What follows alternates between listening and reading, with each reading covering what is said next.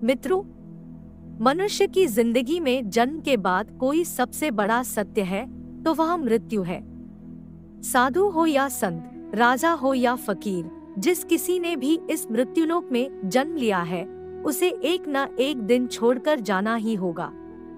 ऐसे में जो लोग यह सत्य समझते हैं वह मृत्यु के बाद मोक्ष पाने की अभिलाषा में अपने जीते जी तो पुण्य कर्म करते हैं, बल्कि मरने के बाद भी कुछ कर्म ऐसे हैं जो अगर मृतक के परिवार वालों द्वारा विधि पूर्वक किए जाएं तो मृतक की आत्मा को मुक्ति मिलती है। और मित्रों, इन्हीं कर्मों में से एक है अंतिम संस्कार के समय की जाने वाली कपाल क्रिया, जिसमें चिता में जल रहे शव के सिर पर 3 बार डंडा मारा जाता है। लेकिन क्या आप जानते हैं कि ऐसा क्यों किया जाता है और चिता में शव के सिर पर डंडा मारने का हमारे ग्रंथों में क्या महत्व बताया गया है? अगर नहीं जानते तो कोई बात नहीं, आज की हमारी इस वीडियो को पूरा देखने के बाद जरूर जान जाएंगे। गरुड़ पुराण के धर्म कांड में मृत्यु के बाद किए जाने वाले कर्मों से जुड़ी बहुत सी मान्यताओं का वर्णन किया गया है। इसी अध्याय में शव के कपाल पर प्रहार करने की प्रक्रिया से जुड़े विभिन्न धार्मिक तथ्यों का भी व्याख्यान किया गया है। गरुड़ पुराण में मनुष्य के अंतिम संस्कार को लेकर एक निश्चित विधि विधान का वर्णन मिलता है, जिसका पालन हिंदू धर्म के किसी भी व्यक्ति के अंतिम संस्कार के समय होता ही है। गरुड़ पुराण के अनुसार मृत्यु के पश्चात अंतिम संस्कार के समय शव को मुखाग्नि दिए जाने के बाद बांस के डंडे पर एक लोटा कर शव के सिर पर घी डाला जाता है, और ऐसा इसलिए किया जाता है ताकि अग्नि दाह के समय शव का सिर अच्छे से जल सके। इसके पीछे का एक कारण यह भी है कि मनुष्य के सिर की हड्डी बाकी अंगों की अपेक्षा ज्यादा मजबूत होती है, इसीलिए उसे अच्छे से अग्नि में नष्ट करने के उद्देश्य से ही शव की खोपड़ी पर यह घी डाला जाता है। अब प्रश्न यह उठता है कि शव के कपाल को पूर्ण रूप से नष्ट करना क्यों आवश्यक है? वास्तव में इसे करने के पीछे का कारण भी गरुड़ पुराण में वर्णित है, जिसके अनुसार यदि शव की खोपड़ी अग्निदाह के पश्चात अजली रह जाती है तब मृतक के अगले जन्म में उसका विकास पूर्ण रूप से नहीं हो पाता और वह अविकसित ही रह जाता है। इसके अलावा एक धारणा यह भी है कि अगर कपाल क्रिया नहीं की जाए तो मृतक के प्राण पूर्ण रूप से स्वतंत्र नहीं होते और उसके नए जन्म के मार्ग में बाधा उत्पन्न हो जाती है, जो कि उसके प्रियजन बिल्कुल भी नहीं चाहेंगे। इसीलिए शव के परिवार द्वारा अंतिम संस्कार की किसी भी प्रक्रिया में ढील नहीं दी जाती। विभिन्न धर्मों में मनुष्य के अंतिम संस्कार से जुड़ी अलग अलग मान्यताएं और विधि विधान है। जैसे कि इस्लाम धर्म में मृत्यु के बाद उनके शव को जलाया नहीं जाता बल्कि दफनाया जाता है, जबकि हिंदू धर्म में मृतक के शव को जलाने की मान्यता है, जिसमें महिलाओं और बच्चों के अंतिम संस्कार को लेकर भी अलग अलग मान्यताओं का वर्णन मिलता है।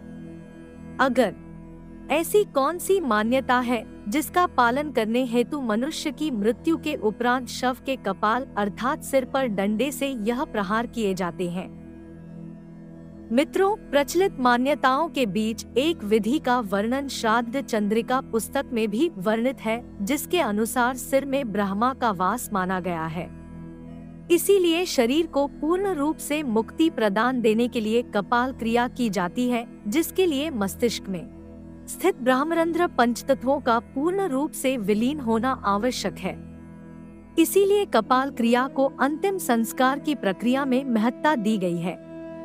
इसके अतिरिक्त आपने यह भी सुना होगा कि कुछ अघोरी और तांत्रिक कपाल का उपयोग अपनी तंत्र विद्या और सिद्धियां प्राप्त करने के लिए करते हैं। यदि ऐसा उनके प्रियजन के कपाल के साथ हो जाए तो मृत्यु के बाद मित्र के लिए मोक्ष प्राप्ति की प्रक्रिया असंभव हो जाएगी। इस कारण भी कपाल क्रिया करना आवश्यक हो जाता है। कपाल क्रिया को समझने के लिए हमें शरीर और इसमें मौजूद 7 चक्रों से जुड़े पहलुओं को जानना भी आवश्यक है, जिसमें मूलाधार स्वास्थ्य था, मणिपुर, अनाहत, विशुद्धि, आज्ञा चक्र और सहस्त्रार चक्र शामिल है। इनमें से सहस्त्रार चक्र को कपाल क्रिया से सीधा जुड़ा हुआ माना जा सकता है। सहस्त्रार अर्थात मस्तिष्क का मध्य भाग। इसे आप इस तरह भी समझ सकते हैं कि यह मस्तिष्क का वह हिस्सा होता है जहां चोटी रखी जाती है। यदि व्यक्ति यम नियम का पालन करते हुए यहाँ तक पहुँच गया है तो वह आनंदमय शरीर में स्थित हो गया है। ऐसे व्यक्ति को संसार, संन्यास और सिद्धियों से कोई मतलब नहीं रहता। इस चक्र को जागृत करने के लिए लगातार ध्यान की आवश्यकता होती है। मूलाधार से होते हुए सहस्त्रार तक पहुंचा जा सकता है। शरीर की संरचना में इस स्थान पर अनेक महत्वपूर्ण विद्युतीय और जैवीय विद्युत का संग्रह मिलता है। इसे ही मोक्ष का द्वार भी माना गया है। वास्तव में धर्मशास्त्रों के अनुसार जब मनुष्य की मृत्यु होती है तो हमारी आत्मा उसी चक्र से शरीर को छोड़ती है। इस चक्र के आसपास हमारा संपूर्ण जीवन व्यतीत हुआ है। शास्त्रों से आत्मा के निकास को मोक्ष प्राप्ति माना गया है। शास्त्र से जब आत्मा निकलती है तो वह कभी कभार मस्तिष्क को फोड़कर निकलती है। और मित्रों, यह भी जरूरी नहीं कि सातवें चक्र को जागृत करने वाले हर व्यक्ति की आत्मा मस्तिष्क को फोड़कर ही बाहर निकले, लेकिन ऐसा कभी कभी होता है। अगर किसी व्यक्ति की मृत्यु के दौरान अपने आप मस्तिष्क फट जाए तो मतलब साफ है कि वह साधारण व्यक्ति तो बिल्कुल भी नहीं रहा होगा और वह निश्चित ही मोक्ष प्राप्त करने वाला है। तो मित्रों, हिंदू धर्म में वर्णित कपाल क्रिया से जुड़ी यह मान्यताएं और विधि हिंदू धर्म में विश्वास रखने वाले लोगों के लिए किसी नियम से कम नहीं है। चाहे आप इन मान्यताओं में विश्वास रखते हो या नहीं, ये मान्यताएं अप्रत्यक्ष रूप से आपके जीवन से लेकर मरण तक आपसे जुड़ी हुई है और इसीलिए इनके बारे में जानना आपके लिए आवश्यक हो जाता है। खैर, अगर आप हिंदू धर्म से जुड़ी इसी तरह की और भी अनूठी जानकारियों से अवगत होते रहना चाहते हैं तो सब्सक्राइब करें हमारा YouTube चैनल और नीचे कमेंट करके जरूर बताएं कि आपको हमारी आज की यह वीडियो कैसी लगी। साथ ही इसे अपने दोस्तों और रिश्तेदारों के साथ शेयर करना भी ना भूलें। फिलहाल आज के लिए इतना ही। अब इजाजत दें। आपका बहुत बहुत शुक्रिया।